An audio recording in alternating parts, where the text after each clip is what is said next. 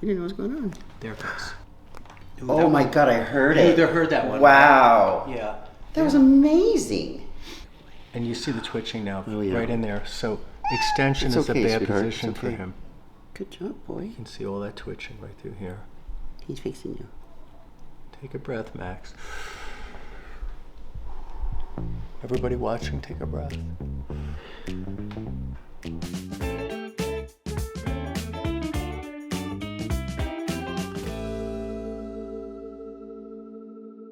I'm excited that I have this gorgeous cat, Max, here today, and his owner and parental guardian is Jesse. Tell us about Max, his breed, his age, and also the story of how you came to have him. Sure. So Max is a Bengal. Mm-hmm. A Bengal is a relatively new breed in the cat world. It came around 25 years ago, more or less, as house cats. Before they used to be your regular ocelot or other African type of savanna cat. But these guys are mixed with that wildcat and Siamese. That's how they get their colors. Oh, wow. And spots. They got the Siamese voice, the vocal, the meow, the very stubbornness, the very precociousness of a Siamese. And so with the wildcat added to it, they're very active. Yeah. He was in a window at my old apartment, and the super had been in there without my permission beforehand. Knew that there wasn't a screen on the bathroom window, but whatever, he left it open. And sometime between that night and the next morning, my neighbor came home, heard him screaming, and he had fallen 4 floors down. 4 flights, wow. And it was cold, he was like scared, and brought him back upstairs, and thought everything was fine. I came back from LA, and like 4 days later I took him to the emergency because I saw him limping. He was a little bit despondent, so that told me he had some trauma. At the emergency place, you got that medical report, they just did extremities and said there was a lot of swelling and sent us home with gabapentin and said go see a regular doctor. Saw him, and then he... And how many weeks ago was that, more or less? January, February, March, about 12. But I do think that there's something definitely going on with the fall having misaligned him. His regular vet recommended that I seek out a specialist, actually, because he was at a loss. I have a lot of background my whole life working with chiropractors because I went to one since I was 4, I think. So I appreciate what you do, and I know the value of it. Right. Well, thank you. Yeah. I think there's a place for chiropractic. It's not the whole everything. Yeah. Some people, have this notion that chiropractors think it's for everything. I don't.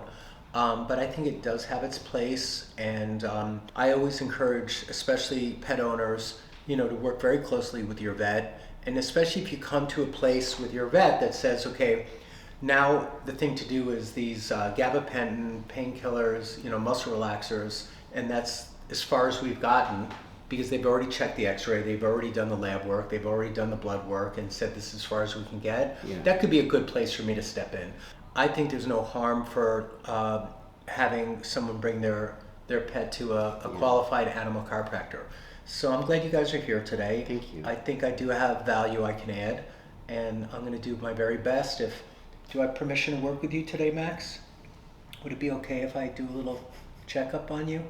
I like to ask. Say yes. It's good to have consent, and I'm just going to let him think about that for a second. But is it okay if we get started? So let's pause for just a second and do a couple of things that Jesse wanted to do. Come here, baby. Let's have a walk. Oh yeah, I can see you.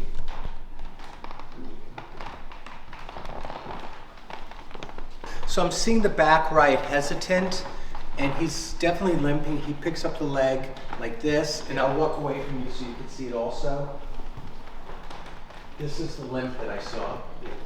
Do you agree? I agree, Sort for of sure. like this. Definitely. And so that's a style of limping, and we need to look at his whole rear end. We also want to look at his cervicals, because sometimes it could start with that.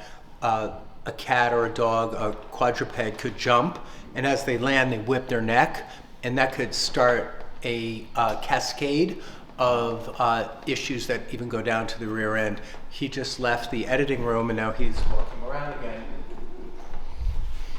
So we're going to get started and see what we can do to help today. Okay, we're going to get started, Max, and I'm going to check up here. So this is where your atlas starts. This is the posterior arch of atlas. So you come off the skull, and then once the skull ends, you're on the atlas. Okay. Then I reach to the side, and these are called the wings of the atlas.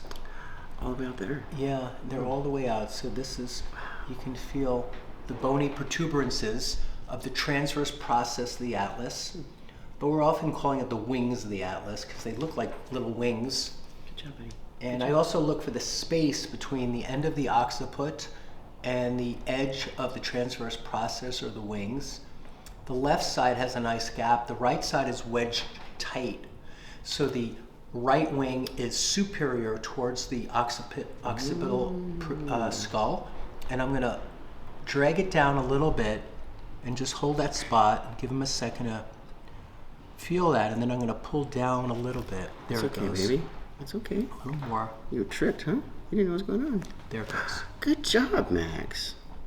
Good job. So you see it's light, it's a flick. Mm-hmm. But he let me be in there for a little bit. Yeah. And I didn't rush it. I didn't thrust him. I didn't overwhelm him. Good boy. And now let's check the gap. So that gap is really good, and that gap is good. They're even. So instead of wedged tight on the right, it's now space there, and then I'll take a lot of pressure off of his neck. Cats have 7 bones in their neck, so do dogs, so do people, so do giraffes. The only mammals that don't have 7 bones in their neck are manatees and sloths. And then they have 13 bones in their thoracic spine. We have 12, corresponding to sets of 13 ribs.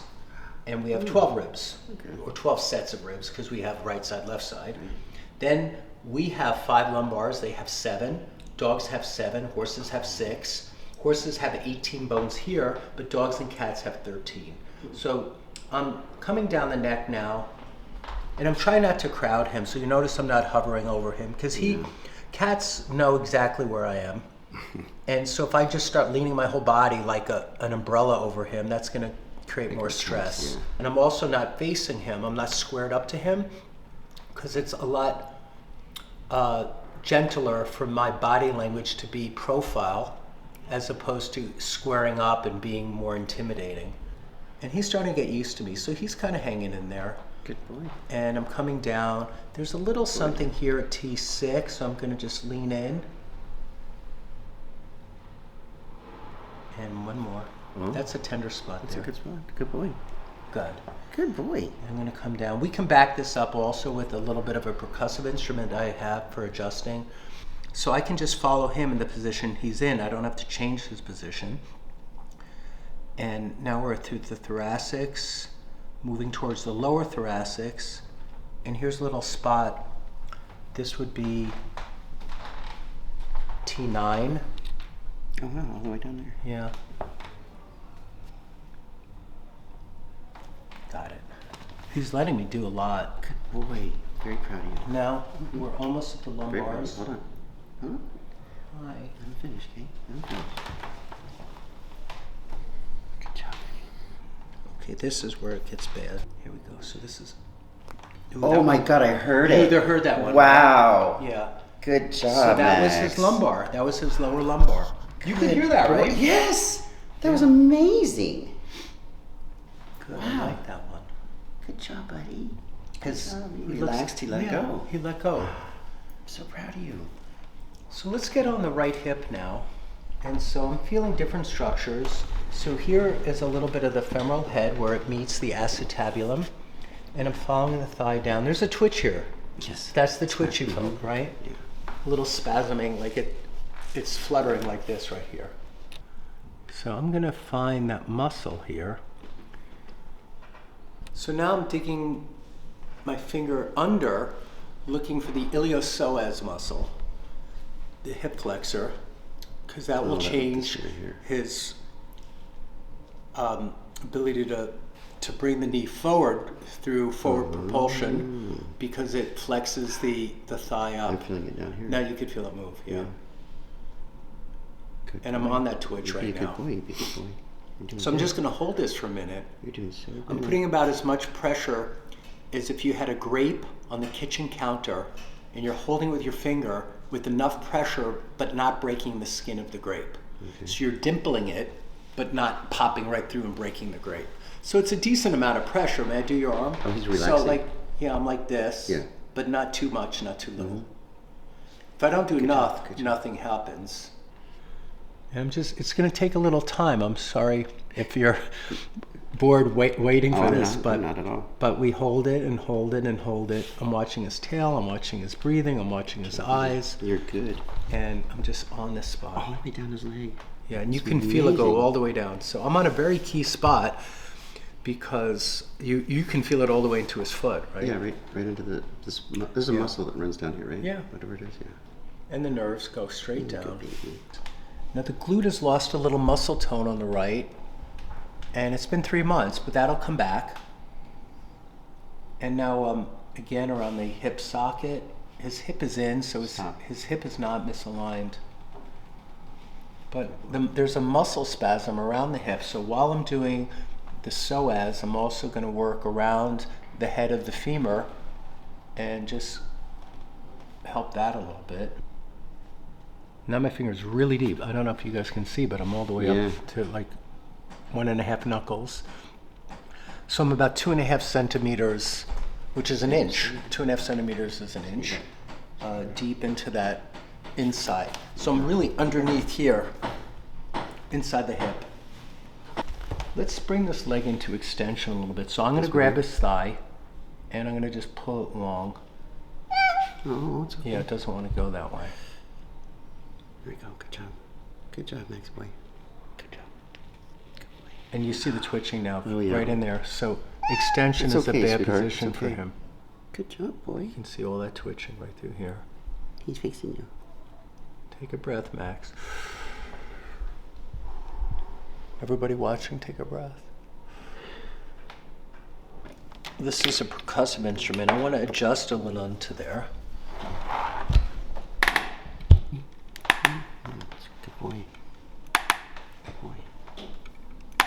Good boy. What's he doing? What?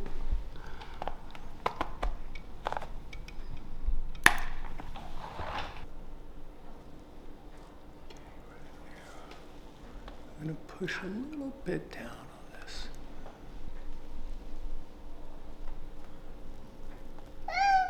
Okay, It's so okay, sweetheart. You're doing good. You're doing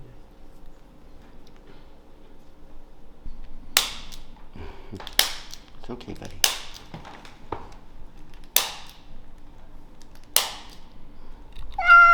Oh, baby.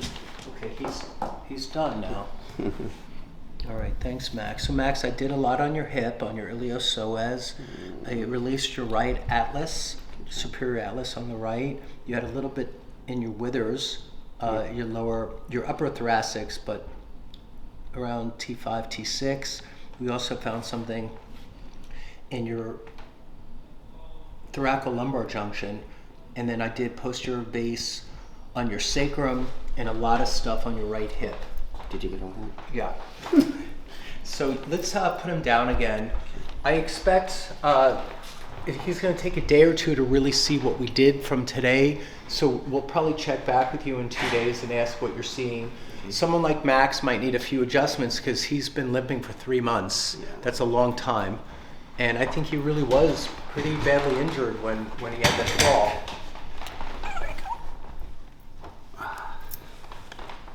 And he's going to be guarded. Yeah.